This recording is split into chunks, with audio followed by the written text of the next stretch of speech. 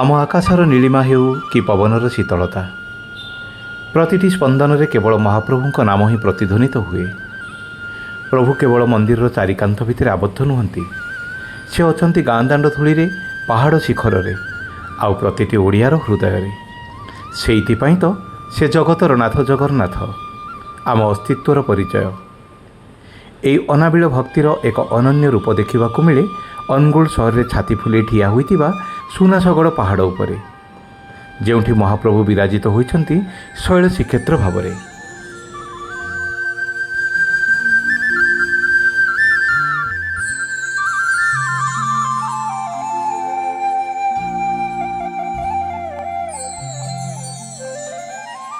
जेतेबेले मनीषटीए अनुगुल सहरर कोलाहल को पछरे पकई सुनासगड़ पहाड़ शीर्ष पाद दिए, सेतेबेले केवल शरीर नुहे बरम आत्मा भी तार पवित्रतार आलोक को अनुभव करुथाए।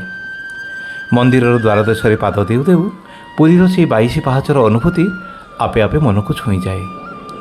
शैल श्रीक्षेत्र प्रतिटी कोण में पुरीर श्रीमंदिर झलक देखा मिले। जो मैंने कौन कारण नीलाद्री जापारती ना सेमानक पई एई क्षेत्र एक दिव्य आशीर्वाद। एठारे चतुर्धा मूर्ति को दर्शन कले अनुभव हुए सते जेमिति श्रीक्षेत्र से अपार करुणा सुनासगड़ पहाड़ शिखरे अजाड़ी हो पड़ुछि।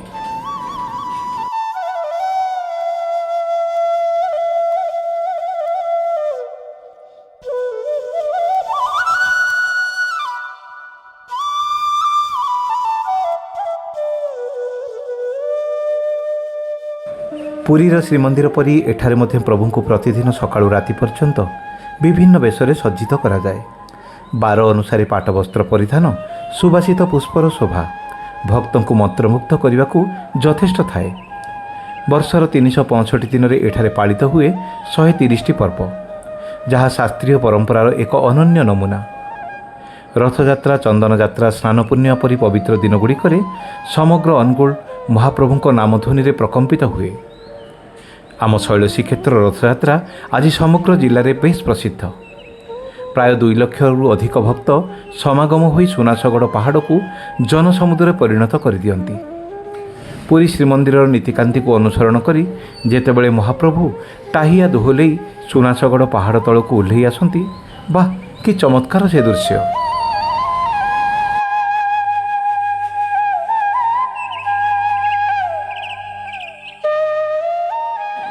शैल श्रीक्षेत्र जगन्नाथ मंदिर किसी अद्भुत घटना भक्तों मनरे भक्ति को आहुरी गभीर कर दिए। सेगुड़िक केवल भक्तिर अनुभूति ही अनुभव करी हुए। पुरीर कल्पवट सह प्राय समान दूरतार एठी एक बटवृक्ष देखा मिले, जहाँ पहाड़र पथर चट्टाण को फाटी बाहरी आसीछि। एही दृश्य भक्त मान आस्था को आश्चर्य परिणत कर दिए। यह महाप्रभु अदृश्य शक्ति और कृपार एक ज्वलंत प्रतीक। सेहीपरि सरस्वती मंदिर पछपाखरे थिबा एक नड़िया गछ भक्तों को आश्चर्य कर दिए। गोटे नड़िया 3टी शाखा, 3टी शाखारे फल आसी एबे पूजा कार्य लगुची। यह प्रकृतिर गोटे विरल दृश्य नुहे कि?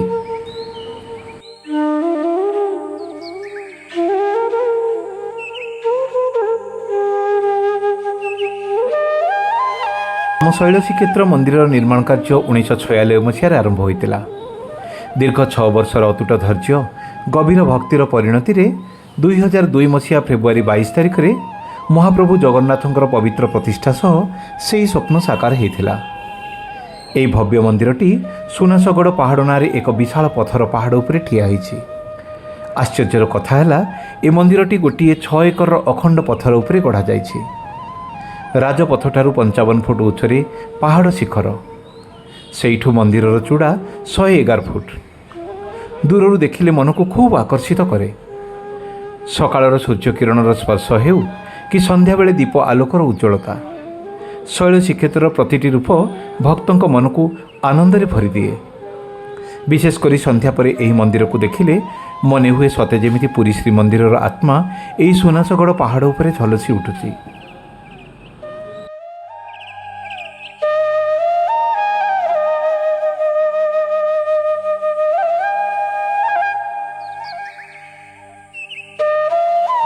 पुरी श्रीमंदिर परी एठारे मध्य स्नान मंडप, कल्पवट, तुलसी वन एवं कोइली वैकुंठर दर्शन मिले। मंदिर बेढ़ा भितर काशी विश्वनाथ, महालक्ष्मी, विमला, नृसिंह, सरस्वती, शनि एवं सूर्य मंदिर पुरीर से दिव्य अनुभूति को सजीव करदिए। केवल सेतिकी नुहे, महाप्रभुଙ୍କ महाप्रसाद पाई एठारे स्वतंत्र रोषशाला एवं भक्त मानक पाई आनंद बजार सुविधा मध्य रही। श्रीक्षेत्र यही अनन्य परंपरा और व्यवस्था शैल श्रीक्षेत्र को एक क्षुद्र पुरीर मान्यता दे सारी।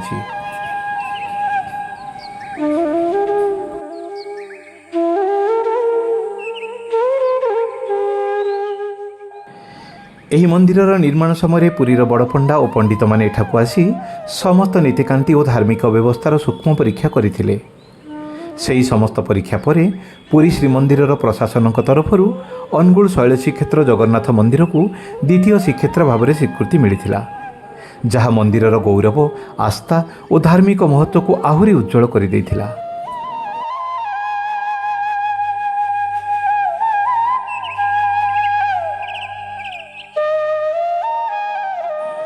शैल श्रीक्षेत्र जगन्नाथ मंदिर श्रृंखलित परिचालन शैली जेकोसी धार्मिक संस्था एक शिक्षा। मंदिर सेवा कार्य 12 जन पूजक, 11 जन सेवायत नियमित नियोजित थिबा बेले महाप्रसादर प्रस्तुति दायित्व में 15 जन सुपकार अच्छा। सबुठारु गुरुत्वपूर्ण कथा हेउची मंदिर निजस्व जमी बा स्थावर संपत्ति नथिले मध्य यार परिचालन केबे भी अटकी जाई नाही। प्रशासन द्वारा निर्मित 160टी दुकान घर भड़ा माध्यम सेवायतों दरमा और मंदिर दैनंदिन रक्षणाबेक्षण खूब सुरुखुरे चली।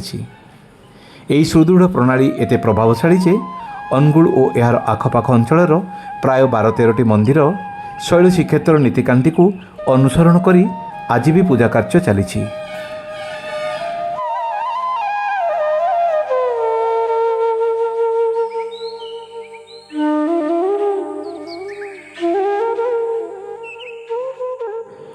अनुगुल प्राचीन इतिहास कहे ए अंचल दिने घन जंगल पहाड़ घेरी भितर थिला, जेउठी प्रकृतिर शक्ति को ही देवता भाव में पूजा करा जाउथिला। लोककथा अनुसार एठारे सुनास नामक जड़े प्रतापी शबर राजा शासन करुथिले। तांकर दुर्ग बा गड़ एही पहाड़ उपरे थिबारु आज याकु सुनासगड़ बोली कहा जाउछि। केतेक ऐतिहासिक मतरे एठारे पूर्वरु माँ सुनासिनी नामक जड़े देवी पूजा पाउथिले। समय क्रम माँ बुढ़ी ठाकुराणी अनुगुल सहर मुख्य आराध्य देवी भाव में प्रतिष्ठा होइछन्ति।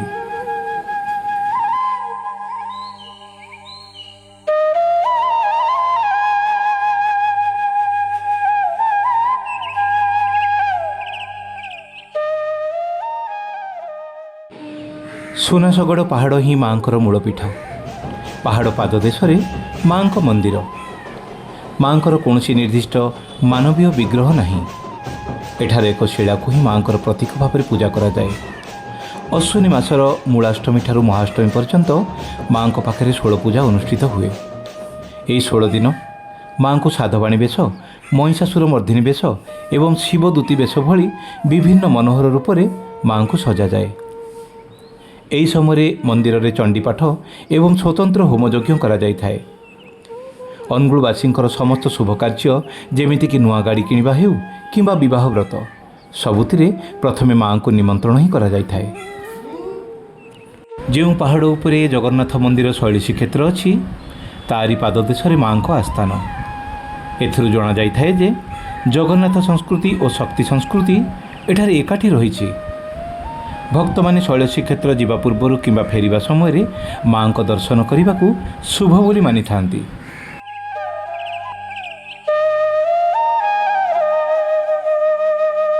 शैल श्रीक्षेत्र केवल पत्थर और चूनर एक स्थापत्य नुहे, यह होची एक श्रद्धार प्रतीक। पुरी श्रीमंदिर प्रशासन पक्षर यह द्वितीय श्रीक्षेत्र भाव में मिलिथिबा मान्यता यार गुरुत्व को आहुरी बढ़ाई देछि। जदि आपण केबे मनरे शांति महाप्रभु सानिध्य खोजुचंती तेबे अनुगुल सुनासगड़ पहाड़ उपरे अवस्थित यह दिव्य क्षेत्र को थरे निश्चय आसंतु।